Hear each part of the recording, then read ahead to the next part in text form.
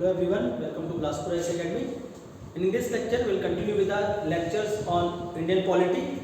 So till now, we have seen the constitutional development, how our constitution come into the existence, and we have also talked about the making of constitution, especially with respect to the Constituent Assembly and the work done by Constituent Assembly. In the last lecture, I have talked about the drafting committee. So please mention one thing, जो BL मितेर लिखा है था मैंने, 7th member BL मितेर, he died. And in place of BL Mitter, Madhav Rao become the 7th member of drafting committee. So last में 7th point में लिखा होगा आपका BL Mitter, उनको उसको लिखना है कि वो उनकी डेथ हो गई थी और उनके जगह पर आए थे माधव राव. और जो इनिशियली मैंने बताया था MN Roy was the constituent assembly पे थोड़ा सा बात कर रहे हैं, ठीक है. So this man MN Roy, इन्होंने सबसे पहले आइडिया दिया था, हमने राव लिख दिया था, ठीक है. So please mention MN Roy given the idea of constitution is 1934. One more thing please, उसको भी यहाँ पर नोट डाउन कर लेंगे, ठीक है. सील ऑफ कॉन्स्टिट्यूएंट असेंबली की जो सील थी, ठीक है, उस पे किस क्या था, elephant was taken as the seal of constituent assembly. कभी कभी ये क्वेश्चन भी पूछा गया है. सो कॉन्स्टिट्यूएंट असेंबली की सील क्या थी, एलिफेंट, ठीक है. सो ये चीजों को वहां पर थोड़ा सा मेंशन कर लीजिए. नाउ इन दिस लेक्चर, पहले स्टार्ट करने से पहले बताऊं the most important lecture of Indian polity. अगर इस लेक्चर को आपने अच्छे से समझा, इस पे जो भी पढ़ाऊंगा उस चीजों को अगर आपने अच्छे से किया, सो इंडियन पॉलिटी के हार्ट एंड सोल को आप समझ जाएंगे. इंडियन पॉलिटी आपको एक अच्छे रूप में समझ जाएंगे. So please focus more on this lecture. एक एक पार्ट को अच्छे से समझना, एक एक चीजों को अच्छे से समझते हुए चलना, ठीक है. So today we will talk about the features of constitution और the salient feature of constitution of India. Salient features,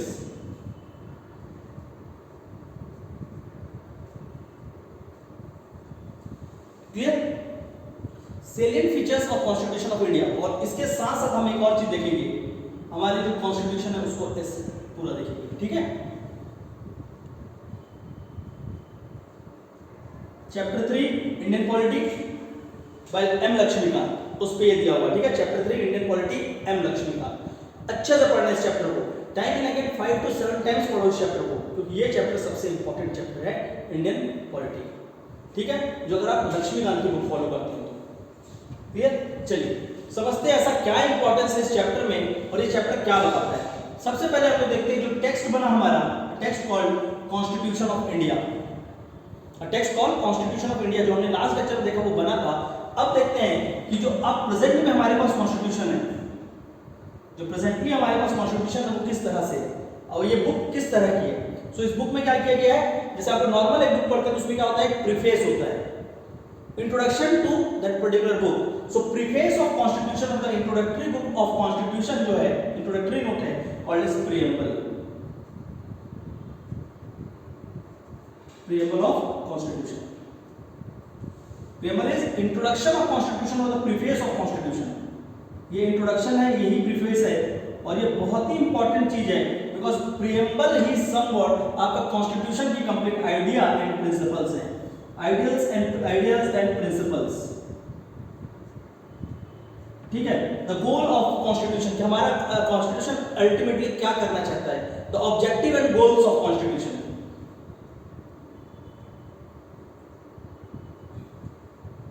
ये सारा कहां मेंशन है, preamble of constitution.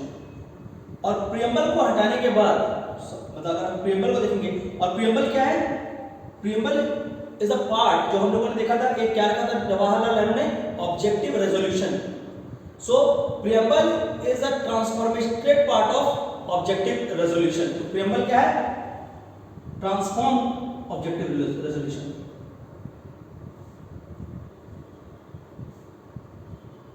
Objective resolution, clear. अलग से पढ़ाऊंगा मैं आपको प्रीएम्बल. आज हम लोग पहले कॉन्स्टिट्यूशन समझते हैं, प्रीएम्बल के बारे में पूरा पढ़ाऊंगा. सबसे इंपॉर्टेंट प्रीएम्बल भी है, क्योंकि वहां पर मेंशन है अच्छे words. A word called sovereignty, a word called republic, a word called socialist, a word called democracy, a word called liberty, fraternity, equality. ये सारे क्या हैं? These are the core ideas, objectives and ideals and the goals of Constitution of India, जो constitution अपने लोगों के लिए, जो कॉन्स्टिट्यूशन पीपल ऑफ इंडिया के लिए, जिस गवर्नमेंट के लिए असाइन करता है कि हमारा इंडिया कैसा होगा और लोगों को किस तरह से उनकी राइट्स दी जाएंगी। ये सारा का सारा आइडिया जो है वो कहां पर इंस्क्राइब्ड है? इन द कॉन्स्टिट्यूशन ऑफ इंडिया। पढ़ाऊंगा उसको मैं, बट अभी कुछ समझ रहे हैं पूरे के पूरे कॉन्स्टिट्यूशन को एक बार, ठीक है। इसके साथ साथ कॉन्स्टिट्यूशन कंटेन टोटल 22 पार्ट्स हैं। कॉन्स्टिट्यूशन कितने पार्ट्स हैं? 22 part. Some book will write 24 parts as well. कहीं कहीं पर उसको एक्चुअल में ये 22 पार्ट हैं, कभी कभी किसी किसी बुक्स में क्या लिखा है 24 पार्ट्स इंक्लूडिंग 14A। 14A को अलग से बोलते हैं, ठीक है। सो 14A रिगार्डिंग द ट्रिब्यूनल्स, उसको एक अलग से वो मेंशन कर देते हैं, बट मोरलेस आपका 22 पार्ट्स है। वो 14A है इसलिए उसको एक अलग से मेंशन कर रहे हैं, ठीक है। तो अब हम लोग क्या लेके चलेंगे? There are 22 parts in the constitution, और इसके साथ साथ जो नए अमेंडमेंट्स जुड़े हैं पार्ट्स, ठीक है। तो पार्ट 4A कॉन्स्टिट्यूशन में part 4A and part 14A and 4A, ये दो पार्ट अलग से मेंशन है, ठीक है। वैसे एक्चुअल 22 बोलते हैं, इनको भी इंक्लूड किया जाता है। सो 4A and 14A added bye, ठीक है, 42nd कॉन्स्टिट्यूशनल अमेंडमेंट एक्ट 1976। अभी पढ़ाऊंगा पूरा ये अमेंडमेंट क्या होता है, कैसा, सब कुछ बताऊंगा, सब जो लिखा रहा हूं नोट्स पे मेंशन करते हुए चलिए। 4A and 14A added by 42nd constitutional amendment act 1976, और इसको मिलाकर हमारे इनको अगर काउंट करते हैं तो 24 होते हैं, बट एक्चुअल में आपका क्वेश्चन में आता है 24 चलेगा। तो आपका क्या चलेगा? 22 चलेगा, ठीक है। ऑप्शन में वैसा फिट ही नहीं करेंगे कि 24 22 दोनों दे दिए और दे दी तो क्या होगा? ऑप्शन डिस्प्यूटेड हो जाएगा। Clear? So preamble of constitution, then से वेरियस पार्ट्स ऑफ कॉन्स्टिट्यूशन, और इस पार्ट्स के साथ कॉन्स्टिट्यूशन में एक और चीज है called as the schedule of constitution. Schedule of constitution, and there are total 12 schedules in constitution. अभी जो प्रेजेंट है उसमें कितने हैं?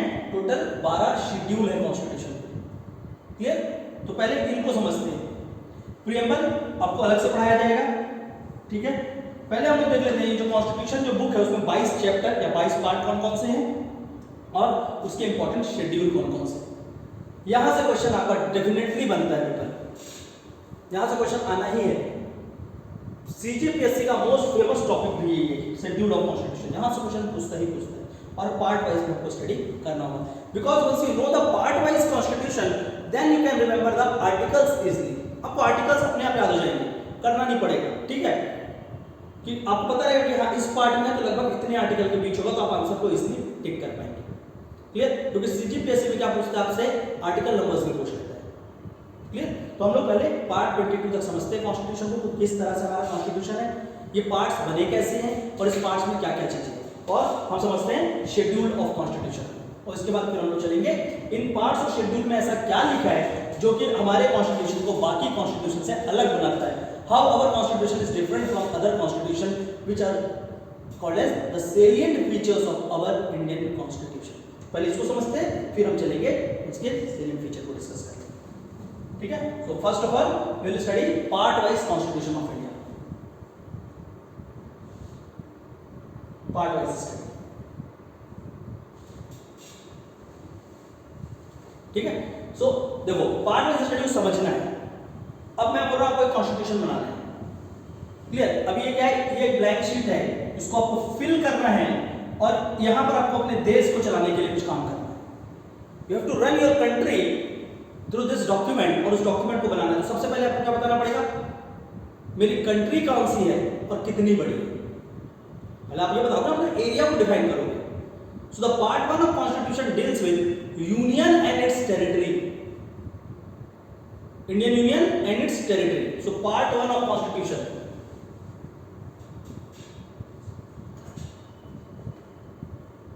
Union and it's territory. Chapter 3 के लास्ट में 3 इंपॉर्टेंट टेबल्स हैं, सारे टेबल्स को अच्छे से देखना। Part 1 union and it's territory, और यहां पे जो यूनियन है आर्टिकल 1 की बात हो रही है। आर्टिकल नंबर 1 to 4, पार्ट 1 में कहां तक आर्टिकल मेंशन है? Article number 1 to 4. And Article 1 of Indian Constitution says, India, that is Bharat, shall be the union of state. India, that is Bharat, shall be the union of state. ये जो देश है, a country called India, ये क्या है? अलग अलग states का एक यूनियन है. So Indian Union include only the states of India. पढ़ाऊंगा इसको चैप्टर 1 को अलग से, क्लियर? बट अभी हम लोग समझते हैं कि क्या कहते हैं. तो इसमें क्या दिया है? यूनियन एंड इट्स टेरिटरीज, कि हमारे इंडिया का बाउंड्री कितना और उसके अंदर कौन कौन सी इंपॉर्टेंट स्टेट्स या वहां पर इंपॉर्टेंट चीजें. Union and it's territory, part 1 of constitution. ठीक है, तो देश की हमने बाउंड्री डिफाइन कर दी. इसके बाद यहाँ रहने वाले लोगों के बारे में बात करते हैं. और लोग कौन होंगे? जो इंडिया के इस कंट्री के अंदर रहेंगे उसको क्या बोलेंगे? The citizens of India. So the part 2 of constitution deal with citizenship. Part 2 deal with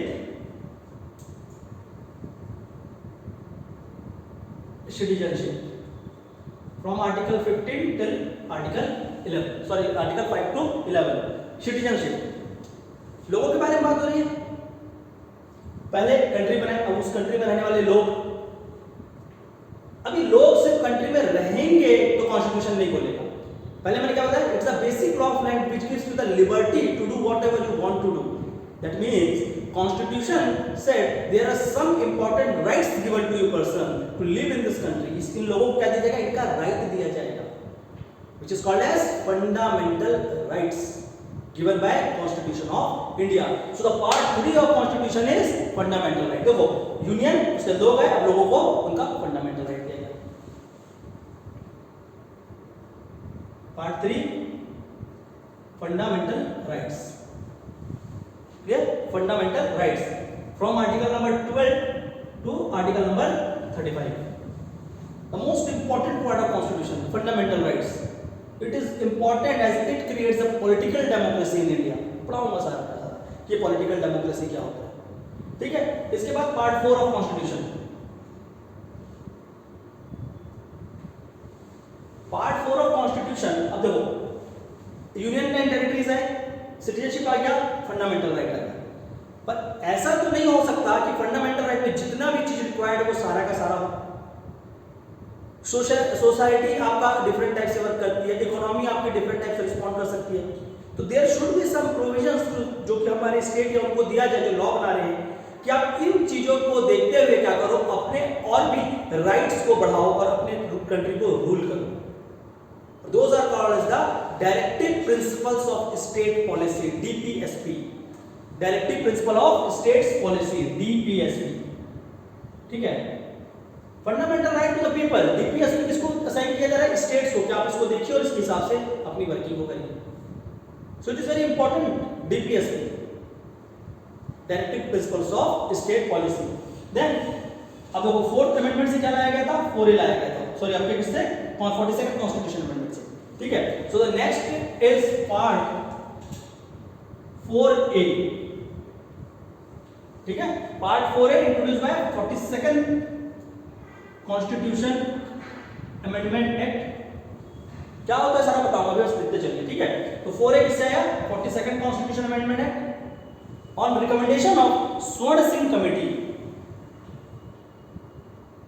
on recommendation of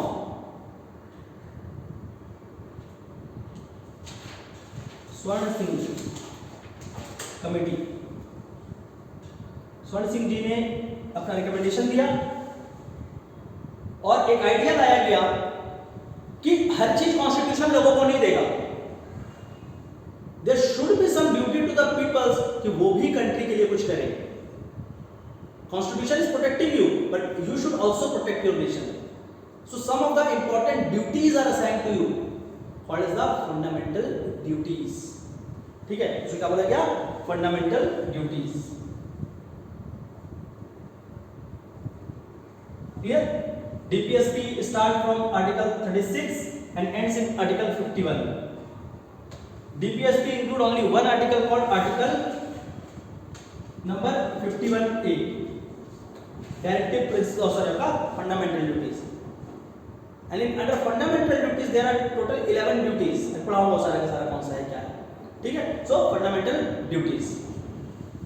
then part 5 of constitution. देखो लोगों को पूरा पहले असाइन किया, पहले अपनी बाउंड्री बताई, फिर वहां पे लोगों को फंडामेंटल राइट दिया, स्टेट को कुछ एडवाइस दिया और फंडामेंटल लिबर्टी दिया।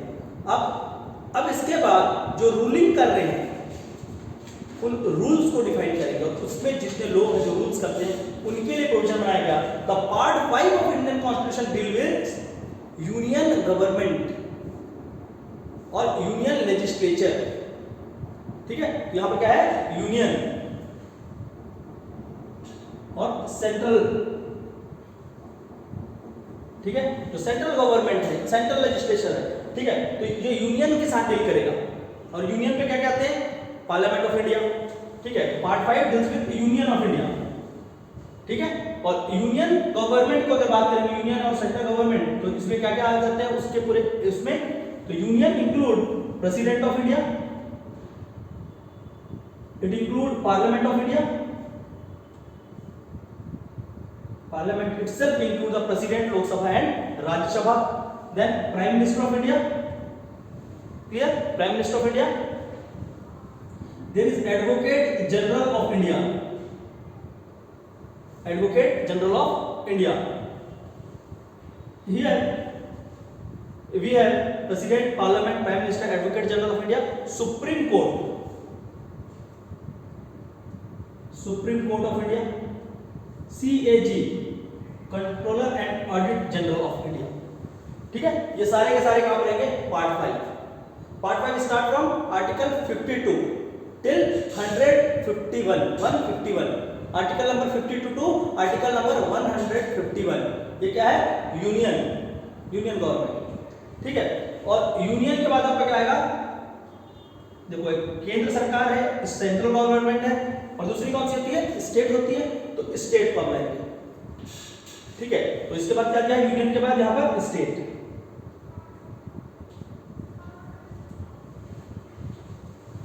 समझो कितना ऑर्गेनाइज्ड है ये बुक, एकदम ऑर्गेनाइज्ड। आपका ऐसे ही आ जाएगा, पूरा बाउंड्री डिफाइन कर दिया, लोगों को बताया, लोगों को राइट्स दिए, उसका डीपीएसपी के बारे में बात की, ड्यूटीज के बारे में बात की, यूनियन के बारे में बात की, फिर स्टेट के बारे में। स्टेट पे क्या आएगा, प्रेसिडेंट की जगह स्टेट गवर्नर।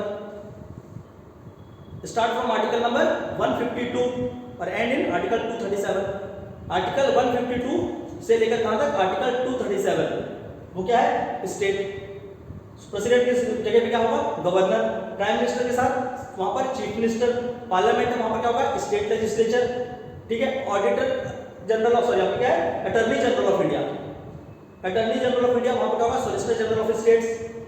ठीक है, सीएजी का माइंड है, और सुप्रीम कोर्ट की जगह वहां पर क्या होगा, हाई कोर्ट्स ऑफ इंडिया। समझ आ रहा है कितना ऑर्गेनाइज्ड ये चीजें। तो सुप्रीम कोर्ट की जगह वहां पर क्या होगा, हाई कोर्ट्स होगा। सिंपल है, जितना सिंपल इसको रखोगे उतना इजीली ये चीजें आपके दिमाग में बैठेंगी। ठीक है, ये कहां से कहां तक था, आर्टिकल नंबर 152 से लेकर 237। ठीक है, part 6 of constitution. Then part 7, part 7 of constitution, original constitution में ये था। Part 7 of constitution deleted. Part 7 of constitution को क्या किया गया, कॉन्स्टिट्यूशन से हटा दिया गया। ठीक है, so part 7 of constitution which deals with the part B states. पहले इंडिया में अलग अलग टाइप के स्टेट्स थे, so part 7 of constitution deleted by, ठीक है, part 7 of constitution deleted by first constitutional amendment act. पहले कॉन्स्टिट्यूशनल अमेंडमेंट एक्ट आया था, उसी से सोचा गया था पार्ट 7 को हटा दिया गया। It deals with the part B states. वहां पर इंडिया जब इंडिपेंडेंस हुआ तो आपके part A, part B, part C, इस तरह से अलग अलग स्टेट्स का डिवीजन था, जिसमें आपका क्या था, पार्ट 7 उस समय था। सो पार्ट 7 अभी प्रेजेंट कॉन्स्टिट्यूशन में ये नहीं, डिलीटेड।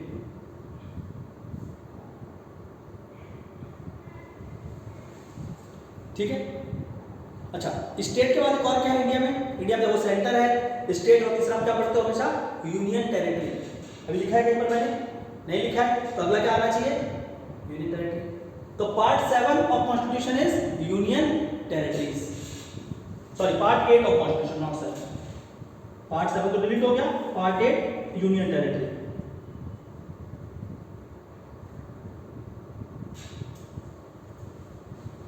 क्लियर, स्टेट में हमने कहां पे खत्म किया था, आर्टिकल 237 पे। Clear, so union territory start from article 238 till 243। Article 238 से 243 क्या है आपका यूनियन टेरिटरी। ठीक है, यूनियन टेरिटरी दिल्ली, अभी दो नए और बन गए, जम्मू कश्मीर, लद्दाख, दादर नागर हवेली, दमन एंड दीव को मर्ज करके एक बना दिया गया है। अब पढ़ेंगे सबको। ठीक है, तो इंडिया में जितने भी यूनियन टेरिटरी हैं उनके रिलेटेड प्रोविजंस, उनको किस तरह से काम करना है, वहां पर किस तरह से वहां की एडमिनिस्ट्रेशन चलेगी, किस तरह से वहां पर गवर्नमेंट चलेगी, उसको वहां पर दिया है पार्ट 8 ऑफ कॉन्स्टिट्यूशन में दिया है। ठीक है, समझ आ रहा है। कंट्री रहने वाले लोगों को राइट्स, उसके बाद जो उसको रूल करेंगे उनको कुछ प्रोविजन बताया कि इनको कैसे रूल करना है। फिर लोगों को बोला कि सिर्फ हमसे मत दो, आप भी कुछ दो ड्यूटीज। फिर सेंट्रल गवर्नमेंट, स्टेट गवर्नमेंट, एक डिलीट हुआ, उसके बाद बिल्कुल ऑर्गेनाइज्ड है। अगर आप इसको इसका ऑर्गेनाइजेशन को समझोगे ना तो 22 पार्ट ऐसे ऐसे याद होगा, और रटोगे तो घुसोगे एग्जाम। क्लियर? तो आर्टिकल खत्म हो गए, 243 तक पहुंच गए। ऐसे याद होगा आपको आर्टिकल कि कहां तो कभी मानोगे तो सही लगेगा। ठीक है, चलिए आगे देखते हैं क्या हुआ। Union territory, now part 9 of constitution.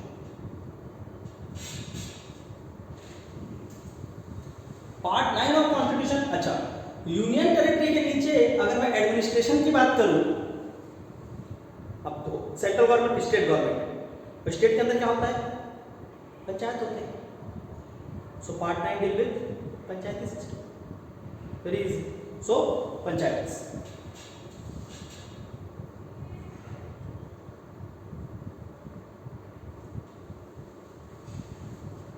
और पंचायती राज। ठीक है, पंचायत और पंचायती राज ये कहां से आता है, 73rd constitutional amendment act, 73rd constitutional amendment act of 1992, वहां से पंचायत एंड पंचायती राज। ठीक है, तो ये क्या होगा आपका पार्ट 9। देन 9 के अंदर क्या है, 9A, part 9A of constitution deals with 73rd के बाद कॉन्स्टिट्यूशनल अमेंडमेंट हुआ, 74th कॉन्स्टिट्यूशनल अमेंडमेंट है, सेम ईयर।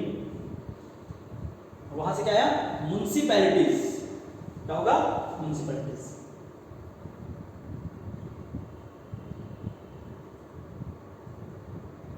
देखो ना, स्टेट के अंदर क्या होता है, एक रूरल एरिया है, एक अर्बन एरिया है, एक गांव है और एक शहर है। तो गांव की रूलिंग के लिए पंचायती राज और शहर की रूलिंग के लिए municipalities.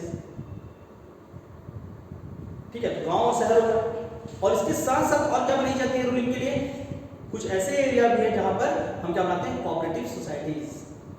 So part 9B of constitution deals with cooperative societies in India. ठीक है, सो 9B deals with cooperatives, and this 9B is added by 97th Constitutional Amendment Act, 97th Constitutional Amendment Act। जो constitutional amendment में कराते चलो please ध्यान रखना, CGPSC के सारे फेमस पार्ट है। ठीक है, सो हम कहां तक पहुंच गए, पार्ट 9 तक पहुंच गए। Clear? Now we'll talk about part 10 of constitution. ठीक है, हम लोग कहां पर छोड़े थे, 243 तक हो गया था।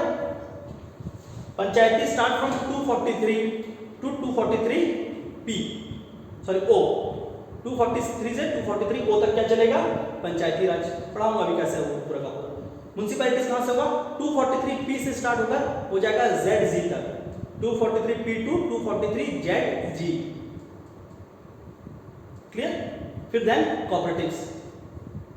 कोऑपरेटिव्स के बाद अब कौन से एरिया छत्तीसगढ़ में, सॉरी अब छत्तीसगढ़ इंडिया में, there are some areas in India which are specially ruled as they are called scheduled and tribal areas.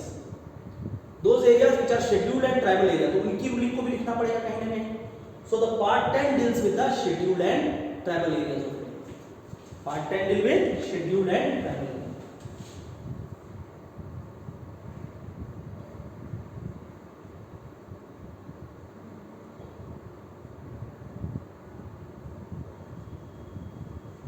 देखो समझो कितना आसान है, बना कंट्री, लोग आए, लोगों को राइट्स दिया गया, स्टेट को बोला गया कैसे रूल करना है, ड्यूटीज दी गई, union government, state government, union territory, panchayat, municipality, cooperative society, schedule and tribal area. इसको रटना थोड़ी ना, अरे बुक की इंडेक्स है, इंडेक्स को कोई रटता है क्या? इंडेक्स को कैसे समझ जाते हैं कि बुक कैसा चलेगा, कॉन्स्टिट्यूशन कैसे चलेगा, आपको ऐसे समझ आ जाएगा। अच्छा, अब हमने 10 तक तो सारे के सारे एरिया को डिफाइन कर लिया। अब हमारे पास क्या है, देखो सबसे सुप्रीम बॉडी क्या है, यहाँ पर क्या दिख रहा है, यूनियन और स्टेट। तो यूनियन और स्टेट में आपस में क्या होना चाहिए, अच्छा रिलेशन बनाओ, दोनों आपस में लड़े ना, और दोनों में क्या हो, प्रॉपरली वर्किंग हो। इसके लिए part 11 deals with the centre state relation. Clear? तो part 11 deals with centre state relation.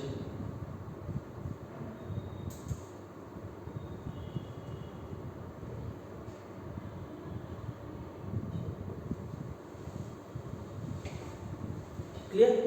Part 11 deals with centre state relation till article number 263। Article 263 तक क्या होगा आपका, सेंटर स्टेट रिलेशन। ठीक है, इसके आगे चलते हैं। Part 12 of constitution. Centre state relation अच्छा बना होगा, ठीक है, बट किस बेसिस में हम सेंटर स्टेट रिलेशन को खोजेंगे? सो फाइनेंस प्रॉपर्टीज, जितने भी फाइनेंशियल डिसीजन है सेंट्रल स्टेट के बीच के, उसको वहां रखेंगे, या सेंट्रल गवर्नमेंट स्टेट गवर्नमेंट पे एक रिलेशन को एश्योर करना है कि अलग अलग बॉडीज से क्या करें, उनके रिलेशन चाहते हैं।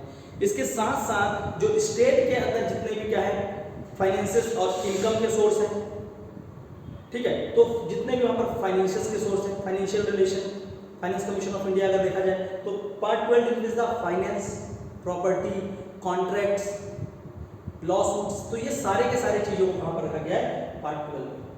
मतलब सेंट्रल स्टेट का वो दोनों अभी गवर्नमेंट टू गवर्नमेंट रिलेशन था, अब स्टेट के अंदर जो भी जमीन है, ये सारी चीजें हैं, इसको कैसे मैनेज करना है सेंट्रल और स्टेट को मिलकर, उसके बारे में बात की गई। फाइनेंशियल्स जो आ रहे हैं सेंट्रल और स्टेट में, उसको कैसे मैनेज करना, उसके बारे में बात करें। तो यहां पर क्या होगा, part 12 deal with the finance,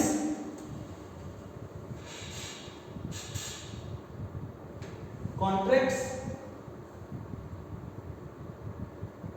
ठीक है, और इसमें सबसे इंपॉर्टेंट जो बॉडी पार्ट 12 में आपको देखेंगे, ठीक है, यहां पर एक और जुड़ा है बाद में, प्रॉपर्टी, जो आप लोग लैंड ओन करते हैं वो सारा चीज, ठीक है, मैं बताऊंगा सारे के सारे। बट इसमें जो सबसे इंपॉर्टेंट बॉडी फाइनेंस के अंदर आएगा वो क्या है, article number 280 finance commission of India, पढ़ाऊंगा इसको, ठीक है, यहां लिख नहीं रहा हूं, अलग से आर्टिकल्स बताऊंगा, इंपॉर्टेंट आर्टिकल्स कौन कौन से, ठीक है। और वो जो प्रॉपर्टी है, प्रॉपर्टी क्या, article number 300A, article number 300A क्या है आपका, प्रॉपर्टी, जो पहले फंडामेंटल राइट था, बाद में उसको हटाकर क्या बना दिया गया, एक लीगल राइट बना दिया गया under article 300A part 12 of constitution through 7th constitution amendment act, ठीक है। तो वो पढ़ाऊंगा अभी आपको, फंडामेंटल राइट्स नहीं आएगी तो फिर से बताऊंगा, ठीक है। फिर पार्ट 13, अब देखो जमीन, जितने भी लैंड है, ये सारे को कैसे ओन करना है, कैसे चलाना है, ये सारी चीजों के बारे में बात हो गया, फाइनेंस के बारे में बात हो गया, प्रॉपर्टी, कॉन्ट्रैक्ट, सारे चीजों को रख दिया गया। अब क्या है, अब सारे स्टेट के साथ सब कुछ असाइन हो गया। अब स्टेट से स्टेट में आप क्या करते हो, फाइनेंस है, प्रॉपर्टी है, क्या करोगे, इसको बेचोगे, खरीदोगे, ट्रेड रेड करोगे कुछ। So part 13 deals with inter state trade, inter state trade and commerce, inter state trade and commerce कहां पर है, पार्ट 13।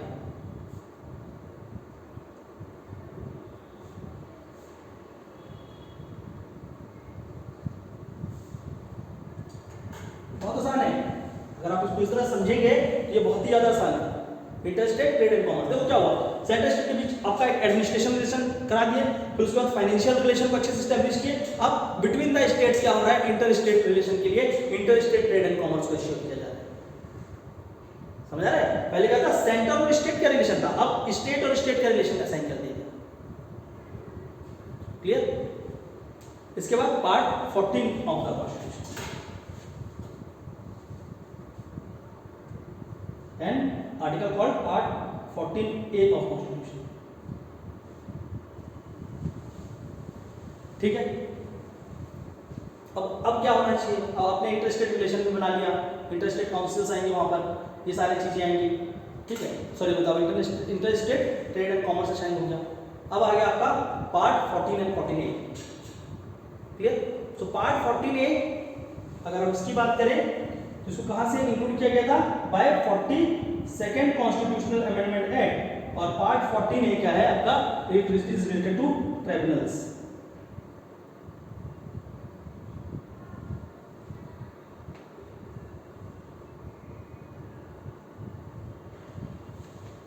और पार्ट 14 यूट्यूब में जो देख रहे हैं उस कमेंट करके मुझे बताइए कि पार्ट 14 ऑफ इंडियन कॉन्स्टिट्यूशन क्या है,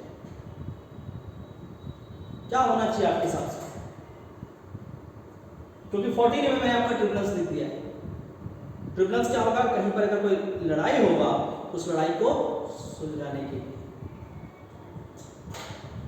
तो special tribunal called the administrative tribunal, central administrative tribunal and state administrative tribunal अलग अलग बनते हैं। Article number 323, article 323 A and B deals with the administrative tribunals in India, ठीक है। तो एडमिनिस्ट्रेटिव ट्रिब्यूनल से पहले क्या होगा, 100% कुछ ना कुछ वहां पर भी ट्रिब्यूनल्स ही होगा, मतलब कुछ लॉ सूट्स के बारे में ही वहां पर काम हो रहा होगा। देखो वहां पर कहीं पर भी लॉ वगैरह के बारे में कुछ दिख रहा है, तो आपस में दो स्टेट या स्टेट में अगर प्रॉब्लम है तो उसको सुलझाएंगे कैसे, क्लियर। इतना हिंट किया है, फिर भी आप इसके बाद भी अगर कमेंट नहीं करते हैं, that means you need to study polity very well with the books, ठीक है। और जिनको पता है वो कमेंट करके बताना, बुक देख के मत बताना। अगर आपको पता होगा डेफिनेटली खुद से तो ठीक है, नहीं तो बुक देखकर आप खुद ही लिख सकते हैं। I will give you in the next lecture कि क्या है, ठीक है। सो पार्ट 14A, 14A के बाद यहाँ पर सब कुछ क्या हो गया, लोग आ गए, लोगों को राइट्स दे दिया गया, उनसे ड्यूटीज असाइन कर दी गई, सेंट्रल गवर्नमेंट को बता दिया गया आपको क्या करना है, स्टेट को बता दिया गया, यूनियन टेरिटरी को, सबको सारा काम असाइन कर दिया गया। अब इसके बाद आया गया कि ठीक है इन सबका काम डिसाइड हो गया कि कैसा है। अब यहाँ पर जो लोग आएंगे, जो बैठेंगे हर एक पोजीशन पे, उनको अपॉइंट कैसे करते हैं, और सबसे इंपॉर्टेंट इलेक्शंस कैसे होंगे। So the part 15 of constitution deals with the election in India, part 15 deal with election.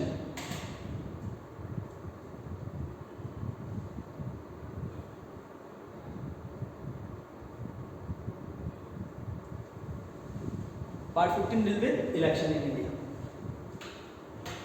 Clear. और इलेक्शन कैसा है, इलेक्शन वहां पर स्पेशली इलेक्शन इन इंडिया मतलब आपको कौन सा, जो लोकसभा के इलेक्शन होते हैं, जो राज्यसभा के इलेक्शन होते हैं। सो दो इंपॉर्टेंट बॉडी आएंगी वहां पर, state election commission, central election commission. और as a citizen you have some of the rights कि आपको क्या करना होगा, इलेक्शन जाके वोट देना है। तो ये वोटिंग राइट्स कहां से आपको साइन किया गया, क्या कॉन्स्टिट्यूशन आपको वोटिंग राइट्स देता है या कहीं और से दिया गया है। Will talk about the representation of people act 1950 and 1951, जो इलेक्शन के साथ लिंक्ड है कि इंडिया में इलेक्शन के रिलेटेड क्राइम्स, ऑफेंसेस और इलेक्शन को किस तरह से डील करना कहा गया है। Representation of people act 1950 and 1951, उसके बारे में भी पढ़ेंगे जब हम पढ़ेंगे इलेक्शन, ठीक है। आर्टिकल नंबर 324 और उसके बाद सबसे important article of Indian constitution, article number 326 called as universal adult franchising. I talk about it that all the persons who are above 18 years of age has a right to give votes, called as universal adult franchising। पहले क्या था, limited adult franchise थी। Limited कैसी थी, क्योंकि कुछ section of people, Britishers को हमने देखा था कि जिसके पास प्रॉपर्टी ज्यादा है, जिसके पास टैक्स जो ज्यादा पे कर रहा है, जिसके पास एजुकेशन क्वालिफिकेशन है, वो सिर्फ वोट देंगे, क्या करेंगे, वोट देंगे। बट अब इसको क्या किया गया, जो फ्रेंचाइजी है, वोटर फ्रेंचाइजी, उसको बढ़ा दिया गया और यूनिवर्सल किया गया कि इंडिया में रहने वाला हर एक सिटीजन जो 18 ईयर से ज्यादा है वो क्या करेगा, वोट देगा। अर्लियर जब कॉन्स्टिट्यूशन स्टार्ट होता था age was 21, but through the 61st constitution amendment act the age was reduced from 21 to 18। अभी कराता हूं सर, ठीक है। अब समझो कॉन्स्टिट्यूशन को कैसे पढ़ना है, ऐसे नहीं पढ़ा जाता कॉन्स्टिट्यूशन के हो गया आ गया रट लिया और उठा के देख लिया। समझो कॉन्स्टिट्यूशन को, अगर नहीं समझोगे फिर प्रॉब्लम होगी। इलेक्शन हो गया, यहां पर एरियाज के बारे में बात हो गया। अब इस शेड्यूल और ट्राइबल एरिया, ये जो हमारे इंडिया में एक और तरह के लोग हैं जिनको हम क्या बोलते हैं, minorities of India, the OBCs, other backward class, the scheduled tribes of India, the scheduled caste of India, SC, ST, OBC, उनके लिए कहाँ पे बात करोगे? So the part 16 of Constitution deals with the special provision with related to the minorities, especially scheduled castes, scheduled tribes. ठीक है, तो part 16 deals with SCs, STs and OBCs. तीनों की अलग अलग कमीशन है, national commission for SC, national commission for ST and national commission for other backward class. ये last year आपका लास्ट ईयर बना हुआ है.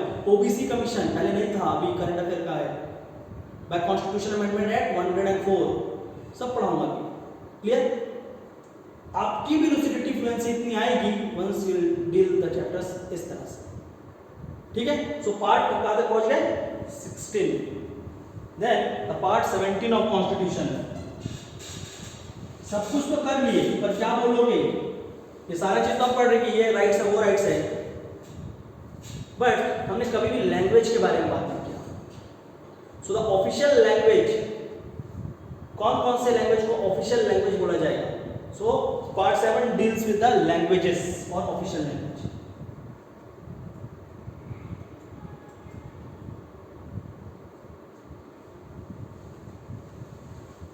Part 17 deal with languages. Then comes part 18. ठीक है, यहां से थोड़ा सा पार्ट 18 से थोड़ा सा आप लोगों को क्या करना होगा, थोड़ा बहुत रटना पड़ेगा, क्योंकि इसके बाद चीजों को याद करने क्रैमिंग टाइप का पार्ट है. ठीक है, so part 18 of constitution very important. Part 18 of constitution very important part as is deal with the emergency provisions. Part 18 deal with the emergency.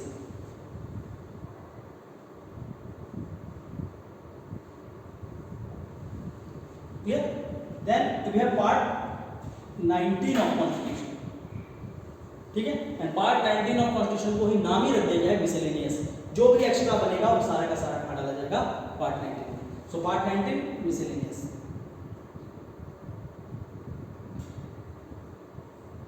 Miscellaneous. ठीक है, others. Then comes part 20 of constitution की. इसमें क्या mention है? Part 20 of constitution again very important. जिस तरह से आपका पार्ट 18 इंपॉर्टेंट है, पार्ट 18 में 3 आर्टिकल इंपॉर्टेंट है. Article 352, article 356 and article 360. Article number 352 deals with the national emergency. Article 352 deals with national emergency. 56 deals with आपका constitutional emergency called as president rule. National emergency को constitutional emergency नहीं बोलते, constitutional emergency किसको बोलते हैं? president rule. Article 356. Then Article 360 deals with the financial emergency in India. So there are the 3 types of emergency mentioned in Constitution of India. ठीक है, वो कहाँ पर है? Part 18 में. Similarly Part 20 और पार्ट 20 इसलिए इंपॉर्टेंट है कि कॉन्स्टिट्यूशन को ही आप पार्ट 20 से क्या कर सकते हैं, काफी कुछ हद तक उसमें कुछ ऐड कर सकते हैं या वहां से काफी कुछ डिलीट कर सकते हैं. So part 20 deals with the amendment of constitution. Constitutional amendment. Amendment मतलब to change. So constitutional amendment mention in part 20 of constitution. और इसके लिए जो सबसे इंपॉर्टेंट आर्टिकल है, article number 368. Clear? Article 368. Part 21 of constitution. In the part 21 of constitution special provision क्या है? यहां पर special provision with related to states. Special provision for certain states. Certain states and areas, उनके लिए क्या है? Special provision है. For example article 370 पहले था, हटा दिया गया. जम्मू एंड कश्मीर, जम्मू एंड कश्मीर को अलग से जो राइट्स दिया गया था आर्टिकल 370 को कहां पर है? था part 21. So part 21 deals with the special provisions. ठीक है, तो पार्ट 21 में क्या आपका स्पेशल प्रोविजन दिया गया कॉन्स्टिट्यूशन का. क्लियर? इसके बाद part number 22 the last part of constitution. यहां पर क्या है?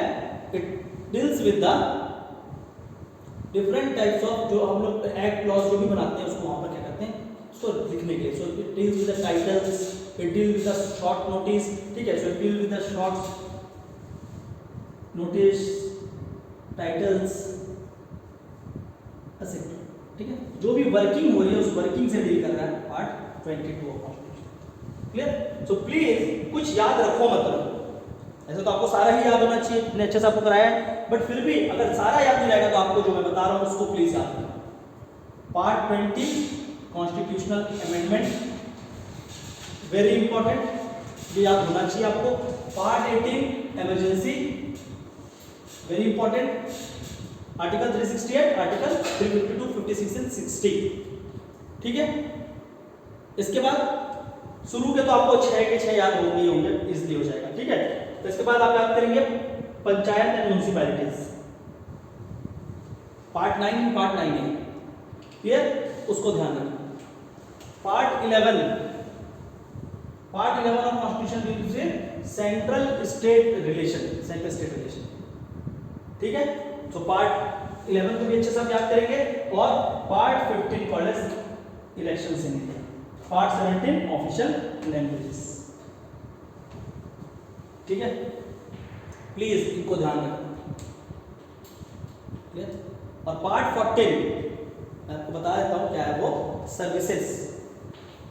Part 14 deal with the services, किस तरह का सर्विस, जो आपका सेंट्रल गवर्नमेंट में IAS officer, IPS officer, state government के ऑफिसर्स है, तो services to union and states लिख लो part 14, services in union and states, ठीक है, कि कौन सा सर्विसेज है ऑल इंडिया का। तो आपका part 14 services in union and state, वहां पर important article number 312, all India services, article 312 all India services, and article 315 वहीं पे लिख लीजिए, deals with the union public service commission, UPSC, और द पब्लिक सर्विस कमीशन कहां पर आएगा आपका, आर्टिकल नंबर 315, ठीक है। अब मैं आपको कुछ इंपॉर्टेंट आर्टिकल्स बता रहा हूं, प्लीज उसको इसी के साथ साथ जॉट डाउन करिए, ठीक है। कुछ important articles, CGPSC means articles आपको पता होना चाहिए, बाकी तो मैं आपको डिटेल कराऊंगा सबके साथ, पर जो अदर्स है आपको एकदम लिख लो, एक बॉक्स बना लो और बॉक्स में नोट करके लिख लो कि ये आर्टिकल्स आपको 100% पता होना चाहिए, नोट इट डाउन, ठीक है। लिखो article number 12 definition of state, article 12 में क्या है, डेफिनेशन ऑफ स्टेट, स्टेट का वहां पर डेफिनेशन दिया हुआ है, पूछ सकता है, क्लियर। उसके बाद अगला लिखिए article number 13 comma, article number 13 comma article 32, 13 comma 32 comma 226, clear, right here. थोड़ा सा देख लीजिए क्योंकि इस तरह से क्वेश्चन पूछे जाते हैं, ठीक है, और हमको क्या करना है, क्वेश्चन को भी सॉल्व करना है। तो इंपॉर्टेंट आर्टिकल्स थोड़ा सा देख लेते हैं, उसके बाद हम लोग आगे मूव करते हैं। पहला मैंने आपको क्या बताया, article 12 deal with definition of state, clear. बाकी तो आर्टिकल आप पढ़ेंगे वहां पर मैं कराऊंगा, जो अलग से आपको याद रखना, जो भूल जाते हैं, क्योंकि बाकी आपको याद आ जाएगा पर इनको आप मिस कर सकते हैं, ठीक है, तो इनको ध्यान रखना। आर्टिकल 12 स्टेट, इसके बाद मैंने क्या बताया, आर्टिकल 13 कॉमा 32 कॉमा 226, 13 और 226 ये तीनों के तीनों किसमें है, जुडिशियल रिव्यू, क्या है ये, judicial review. If some of the acts made by the state government और द सेंट्रल गवर्नमेंट, उन्हें कोई एक एक्ट बनाया और वो एक्ट अगर कॉन्स्टिट्यूशन के अकॉर्डिंगली सही नहीं है, तो Supreme Court has a right to declare that act और द लॉ एज अनकॉन्स्टिट्यूशनल, और it can say the act is null and void. Null and void मतलब इसका कोई एग्जिस्टेंस नहीं है, ठीक है। तो judicial review power given in article 13, 32 and 226, this two article 32 and 226 explicitly, ठीक है, एक्सप्लिसिटली यहां पर क्या हुआ है, जुडिशियल रिव्यू किया गया, मतलब बताया गया कि आप रिव्यू कराने के लिए जा सकते हो। और 13 में क्या है, 13 में इम्प्लिसिट है, जुडिशियल रिव्यू इम्प्लिसिट अंडर, तो एक्सप्लिसिटली मतलब आपका कहीं पर लिखा हुआ वो दिख रहा है आपको कि हाँ इससे हो रहा है, और कुछ में क्या छुपा हुआ है, तो छुपा हुआ कहां पर है, इम्प्लिसिट इन आर्टिकल 13, 32 एंड 226, ये याद रखना। Judicial review 32 judicial review power, यहां से हम क्या कर रहे हैं, रिट्स ऑफ सुप्रीम कोर्ट, और 226 क्या है, रिट ऑफ हाई कोर्ट है। 13 और 26 क्या है, रिट्स है, writs Supreme Court and High Court respectively, clear है? यहाँ तक हो जाएगा, होप हो जाएगा। ठीक है, इसके फंडामेंटल राइट्स सारे इंपॉर्टेंट आर्टिकल्स हैं, उसमें मैं भी आपको अलग से नहीं कराऊंगा, मैं आपको एक साथ लेकर चलूंगा। ठीक है, इसमें सबसे इंपॉर्टेंट आर्टिकल्स वहां पर मेंशन ऑलरेडी, आर्टिकल 32 जो कि आपका रिट है, 17 डील विद द अनटचेबिलिटीज, वो आप लोग करेंगे फंडामेंटल राइट, मत लिखो। ठीक है, डीपीएसपी, इसमें भी बहुत सारे आर्टिकल्स इंपॉर्टेंट हैं, वो हम लोग करेंगे डीपीएसपी के साथ साथ, अलग से भी मत लिखो उसको। ठीक है, फंडामेंटल ड्यूटीज सिर्फ एक ही आर्टिकल है 51A, क्लियर? तो वो तो आपका हो जाएगा। यूनियन स्टेट, इन दोनों में कई आर्टिकल, देखो यूनियन चालू कहां से हो रहा है? यूनियन चालू हो रहा है, यूनियन स्टार्ट हो रहा है आपका 52 से, जा कहां तक रहा है? 151 तक जा रहा है। ठीक है, तो 52 से जब आप जाते हैं आगे, 52 से आप क्या करेंगे? प्लस करो 89, 52 प्लस 89, उधर आप कहां पहुंच जाएंगे? देखो 52 में आपने कितना प्लस किया है? 89 को, तो आप लगभग पहुंचते हैं 141। ठीक है, ओके 140। तो और आगे आगे अगर आप प्लस करेंगे कितना? 90। सो मेरे को एक चीज याद रखना, आर्टिकल नंबर 100 तक 52 में आप क्या प्लस करेंगे? 89, तो सेम चीज कहां पर दिखेगा? स्टेट में दिखेगा। और आर्टिकल 100 से आपको क्या प्लस करना है? 90 प्लस करेंगे तो सेम चीज कहां पर दिखेगा? आपका स्टेट पे दिखेगा। 52 प्लस 89 करेंगे, सेम चीज आपको स्टेट गवर्नमेंट में दिखने लगेगा। इस पे आप प्लस करेंगे, सेम चीज आपको वहां देखने को मिल जाएगा, सेंट्रल गवर्नमेंट में देखने को मिल जाएगा। ठीक है, एक्चुअली ये 52 से स्टार्ट क्यों होता है? सॉरी, ये 62 के अराउंड स्टार्ट होगा, नॉट फ्रॉम 52 से चलेगा, बट 62 के अराउंड से ये स्टार्ट होगा, जो आपका दोनों आपस में एक दूसरे को ओवरकम करेंगे कि यहाँ पर जो लिखा है सेम चीज वहां लिखा है। और देखो अब ये दोनों चीज अलग क्यों हो रहे हैं? इनिशियली एक प्लस कर रहा है मैंने 89, और बाद में मैं क्या प्लस कर रहा हूँ? आगे ले जाकर मैं प्लस करने की बात कर रहा हूँ 90। सो कुछ एक प्रोविजन ऐसा है जो कि क्या है? सेंट्रल गवर्नमेंट को ज्यादा है स्टेट गवर्नमेंट से, कुछ तो होगा। और वही पर क्या लिखा हुआ है? ऑर्डिनेंस आपका, सॉरी नहीं ऑर्डिनेंस नहीं, आपका पावर दिया गया है गवर्नर को एक अलग से। ठीक है, कि गवर्नर क्या करता है? बिल को रिजर्व कर सकता है। Governor can reserve the bill to consult with president, given in article number 200। ये पढ़ा होगा इसको। ठीक है, तो एक वो चीज है, ये दोनों आर्टिकल को अच्छे से याद रखिए, ये तीनों को। इसके बाद जो आपको आर्टिकल याद रखना है उस पर चलते हैं हम लोग आगे। Article number 102, article number 102 deals with anti defection political parties के लिए है। क्लियर? कि अगर कोई भी पार्टी से हटकर क्या कर रहा है, अपनी पार्टी को चीट करके कहीं और जा रहा है, तो उनके ऊपर क्या लगता है? डिफेक्शन लगता है। So article 102 deals with anti defection laws in India. बाकी बीच का मैं कराऊंगा आपको, प्रेसिडेंट सब कराऊंगा, बट जो मेजर है मैं वो करा रहा हूँ। क्लियर? एंटी डिफेक्शन जो अलग है, जिसको आप भूल जाते हैं बार बार। ठीक है, इसके बाद article number 108 deals with the joint sitting of parliament. ठीक है, इफ कोई भी एक बिल लाया गया है, सबको समझेंगे, कोई एक बिल लाया गया है, उस बिल को जब पास कराते हैं तो वो क्या बनता है? एक एक्ट बनता है या लॉ बनता है। एक्ट और लॉ सेम चीज है। ठीक है, तो एक बिल जब तक क्या वो कह रहे हैं तो पास नहीं होता, उसको क्या बोल रहे हैं? एक्ट बोल रहे हैं, और जैसे वो पास होता है उसको बोलते हैं लॉ। ठीक है, तो joint sitting of parliament. Clear? तो जॉइंट सिटिंग ऑफ पार्लियामेंट कहां पर दिया हुआ है? 108। मान लो अगर लोकसभा ने कोई बिल पास कर दिया और राज्यसभा उसको पास नहीं करनी चाहती, क्या हो सकता है? राज्यसभा और लोकसभा के बीच में आपस में कोई क्या हो गया? डिस्प्यूट हो रहा है कि नहीं, हम इस चीज को नहीं करना चाहते, तो दोनों की कॉमन सिटिंग कराई जाती है कहां पे? आर्टिकल नंबर 108 से। क्लियर? पढ़ाऊंगा सबको डिटेल में पढ़ाऊंगा, बट अभी आपको थोड़ा सा आर्टिकल्स करा रहे ताकि इस आर्टिकल्स को याद रखें। Then article number 110 is deal with money bill, most important bills deal with money bill. ठीक है, and article number 112 called as annual financial statement, it deals with the annual financial statement.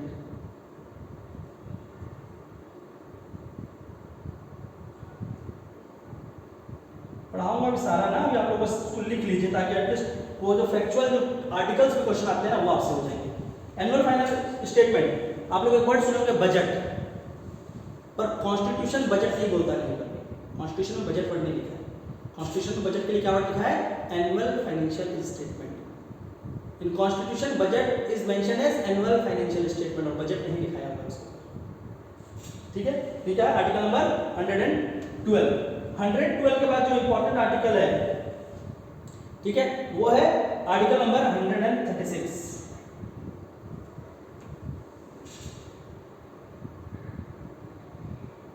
ठीक है, sorry 136 से पहले लिखिए 1 2 3। Article number 123 and article 123 deals with the ordinance. Article 123 deals with ordinance making power of president. Article 123 किससे deal करता है? Ordinance से। और मैंने आपको क्या बताया था ट्रिक, 100 के बाद आपको कितना प्लस करना है? 90 प्लस करो 123 पे 90 कितना होगा? 213, 213 होगा। 123 प्लस 90 213, और 213 में क्या दिया है? Ordinance power of governor. ठीक, ऐसे याद रखो। तो ध्यान रखना, यहां पर जो भी चीजें लिख रही है इसमें से 90 प्लस करो, उधर क्या मिलेगा? स्टेट में सेम चीज मिलेगा। ठीक है, तो 100 के बाद कितना प्लस करना है? 90। So 123 is ordinance making power of president and 213 is ordinance making power of governors. Clear? तो आर्टिकल 102, 108, 10, 12, 123। 123 के बाद हमने क्या किया? 136 called as the special leave of supreme Court. Special leave of supreme Court. जब कोई भी केस किसी ने पीआईएल फाइल नहीं किया, कुछ भी नहीं किया, और आपका हर एक चीज केस में खत्म हो चुका है, देन सुप्रीम कोर्ट का एक स्पेशल लीव है जिसके थ्रू आप क्या करते हैं? केस को फिर से स्टार्ट कर सकते हैं, अपनी हक को मान सकते हैं। Called as special leave of supreme Court and mention under the article 136 of constitution. Clear? इसके बाद द नेक्स्ट इंपॉर्टेंट आर्टिकल 143 और भी क्या बोलते हैं इसको? I love you. 4 वर्ड्स का लव यू वैसे बोला जाता है। सो 143 suggest there the two supreme bodies of India, president. If president falls in love with the Supreme Court, that is अगर प्रेसिडेंट को समझ नहीं आ रहा है कुछ भी चीज, तो वो क्या करता है? सुप्रीम कोर्ट से सजेशन मांगता है, और सुप्रीम कोर्ट देन उसके बाद क्या करती है? प्रेसिडेंट को कोई सजेशन देती है। But it was not binding. Binding मतलब वो करना जरूरी नहीं है। So it was not binding on president, supreme court ने जो बोला है वही करे, बट वो अपना सजेशन मांग सकता है। So under the article 143 president took advice from superintendent. सो आपका supreme court, president took advice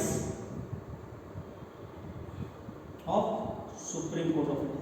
लिख लो, ये सारे आर्टिकल्स पूछे जाते हैं एग्जाम में, पहले बता रहा हूं। ठीक है, तो आर्टिकल 12, 13, 32, 226, 102, 108, 110, 112, 123, 136 एंड 143। बाकी तो मैं पढ़ाते हुए कराऊंगा ही कराऊंगा, पर जो अलग से इंपॉर्टेंट आर्टिकल्स हैं मैं उनको लेकर चल रहा हूँ यहाँ, स्पेशली फॉर सीजीपीएससी। इस एग्जाम में ये सारी चीज़ों को पूछेगा वो। ठीक है, तो ये तो हो गया आपके कुछ इंपॉर्टेंट आर्टिकल्स जो कि कहा थे स्टेट्स के लिए। यहाँ खत्म हो गया, प्रेसिडेंट सुप्रीम कोर्ट की बात कर ली। ठीक है, तो इसके बाद आपका 51 तक चलेगा, उसके बाद खत्म हो जाएगा। तो ये इसी में आपको क्या करना है? उधर प्लस कर लो और वहाँ क्या निकलेगा? स्टेट्स निकल आएगा।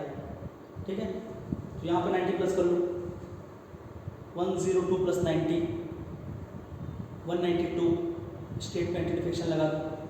ठीक है, तो इस तरह से आप क्या कर सकते हैं? आर्टिकल को इसलिए याद कर सकते हैं। इसके साथ साथ पंचायत एंड म्यूनिसिपैलिटीज को अलग से हम आपका आर्टिकल्स को देखते हुए चलेंगे। ठीक है, इसके साथ साथ और भी कुछ इंपॉर्टेंट आर्टिकल्स उनको भी डील करना है। ठीक है, एक जगह पे लिखवा दे रहा हूँ क्योंकि आपको बार बार एग्जाम में क्वेश्चन पूछते हैं, आर्टिकल से सीजीपीएससी को रटना पड़ जाता है ना, तो उससे मैं एक जगह पे आपको लिखवा देता हूँ। ठीक है, हम लोग कहाँ पहुँच गए थे? लगभग हम लोग पहुँच गए थे आर्टिकल 237 तक खत्म हो चुका है। सॉरी 240 आपका 242 तक, क्योंकि सेंट्रल स्टेट एक साथ हम निकल गया। अब उसके आगे चलते हैं। फिर आपका क्या होगा? पंचायत म्यूनिसिपैलिटीज 243, वहाँ पर पूरा दिया हुआ है, उसको अलग से पढ़ेंगे। क्लियर? अब उस तरह से आते हैं, उस तरफ जो लिखा है सेंट्रल स्टेट रिलेशन। यहाँ पर 2 आर्टिकल इंपॉर्टेंट है। सेंट्रल स्टेट रिलेशन में 2 article important. Article 262 and article 263. Article 263 deals with interstate water dispute.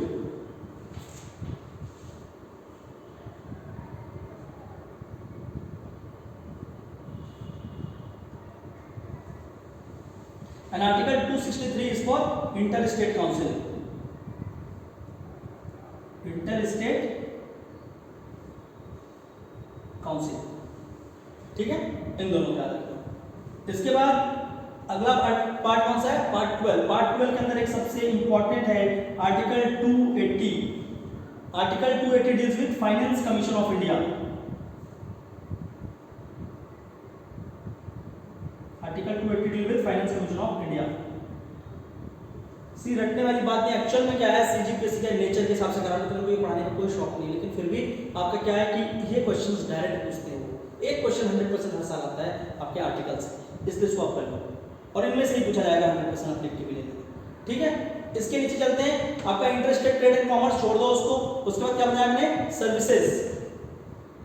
ठीक है, इंटरेस्टेड ट्रेड एंड कॉमर्स का एक ऑफ याद रखो, article number 300A. Article 300A deals with properties. ठीक है, एंड दिस आर्टिकल 300 इसको नोट करके इंपॉर्टेंट भी लिख के रखिए. अभी एक एग्जाम हुआ है छत्तीसगढ़ में, किसका? लॉ सर्विसेज की जो एग्जाम होते हैं, सिर्फ आपका जो लॉ वाले हैं, सिविल जज की प्रिलिमिनरी हुई है, उसमें पूछा गया था ये जो प्रॉपर्टी के ऊपर. ठीक है, सो देखो, earlier property was under the right to property under आपका फंडामेंटल राइट्स था, बट बाद में दिस प्रॉपर्टी ये जो है through 7th constitution amendment act उसको फंडामेंटल राइट्स से हटा के कहां पहुंचा दिया? Through 7th constitution amendment act it become a legal right. So क्या बना दिया? फंडामेंटल राइट से हटाकर लीगल राइट बना दिया और कहां पर डाल दिया? Article 300A. So right to property is a legal right under article 300A of constitution of India. और कब हुआ था? 7th कॉन्स्टिट्यूशन अमेंडमेंट एक्ट, वहां से इसको किया गया था. ठीक है, इसको ध्यान रखना. इसके बाद article number 312 deals with all India services. All India services कहां पर दिया हुआ है? Article number 312. Then article number 315 deals with UPSC, union public service commission. Clear? Article 312, article 315. इसका हम लोग कहां जा रहे हैं? इलेक्शन कर रहे हैं. इलेक्शन से पहले हम आ जा रहे हैं 323. इसमें दो आर्टिकल है, A and B, deals with central and state administrative tribunals. Administrative tribunals.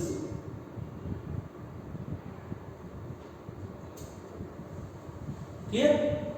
इससे और ऊपर चलिए, article 324 election commission of India. Article 324 deals with election commission of India. Election commission of India. और आपको क्या दिया गया है? Voting rights. So this article number 326. Article 326 called as universal adult franchisee. CGPSC 2018 ये क्वेश्चन आया था, universal adult franchise. Direct article number पूछा गया था.